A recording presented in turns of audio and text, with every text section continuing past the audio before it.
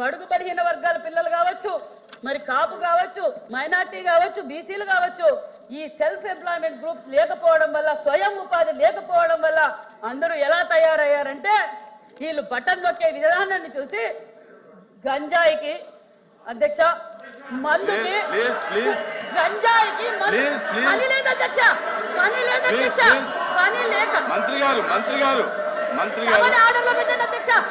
అధ్యక్ష అధ్యక్ష అధ్యక్ష 2014-19 వరకు ఈ పథకాలు ఏమీ కొనసాగించలేదు అధ్యక్ష. చెప్తున్నాను వినండి సార్. అధ్యక్ష వీళ్ళు నిజాలు మాట్లాడితే నేను మీతో మాట్లాడుతున్నాను